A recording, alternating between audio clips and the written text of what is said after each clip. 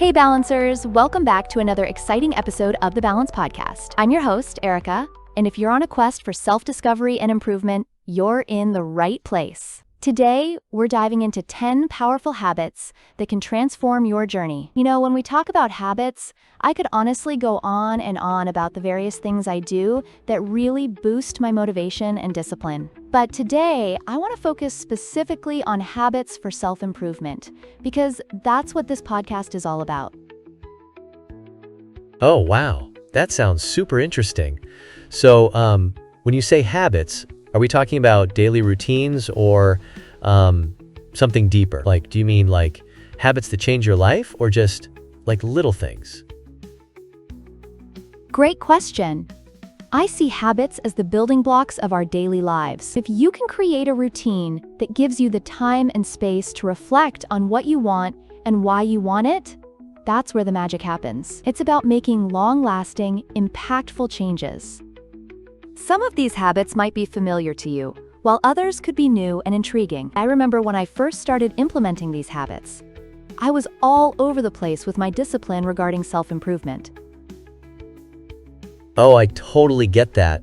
It's like when you try to start a new workout routine, but then like life just gets in the way, right? Like 1 minute you're pumped and the next you're binge watching your favorite show instead. Exactly, and that's why these habits are so crucial. The first habit I want to share is movement. Now, I'm not just talking about hitting the gym every single day. I mean moving your body every day in whatever way feels good for you. For me, it's a flexible routine.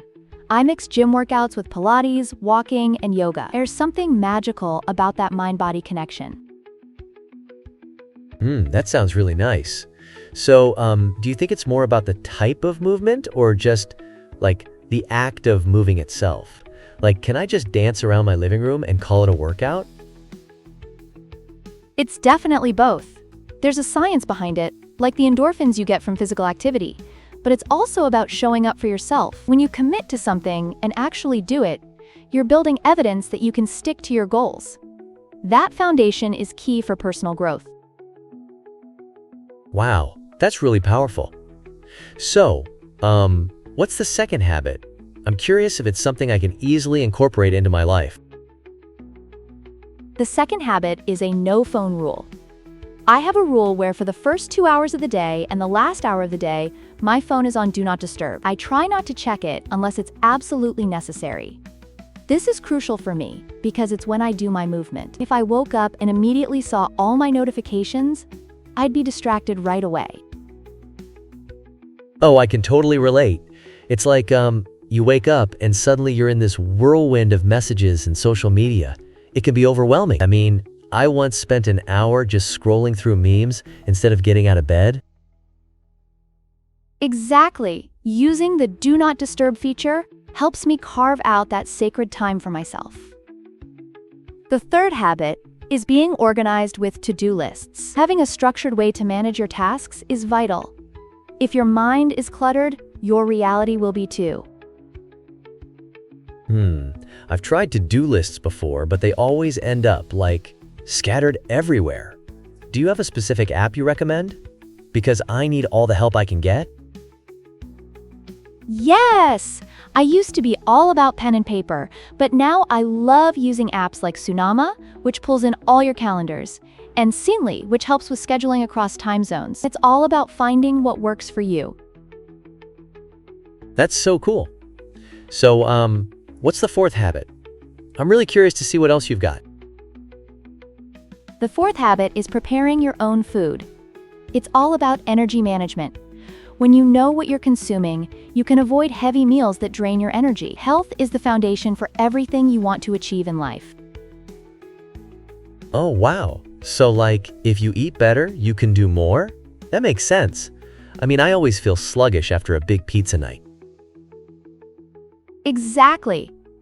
The fifth habit is having Sundays as a planning day. I use Sundays to map out my meetings and the week ahead. It's a great way to ensure I'm not overscheduling myself. I love that idea. It's like setting yourself up for success before the week even starts, right? Like a pregame for your week? Yes. The sixth habit is constant education. Once you start this journey, you realize the more you know, the more you realize you don't know. Engaging in podcasts, books, or interesting articles keeps you evolving and growing. Oh, I'm all about that. It's like, every time I learn something new, I feel like I'm leveling up in a video game or something.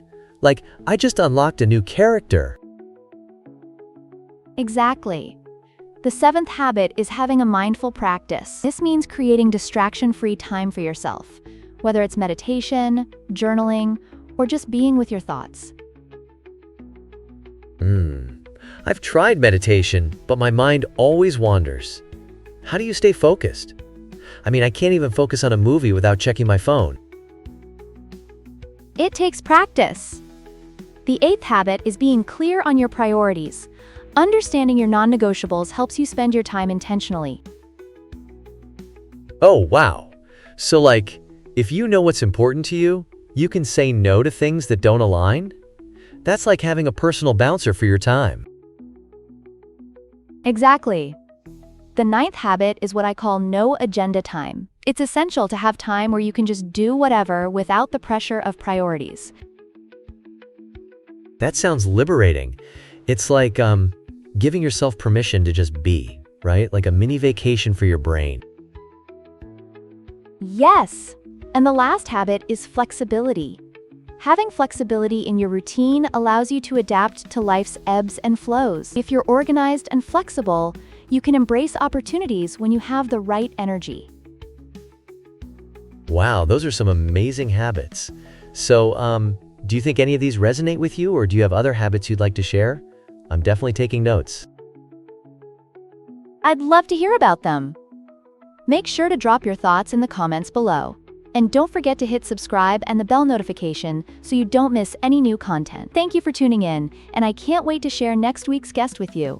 Until then, stay balanced.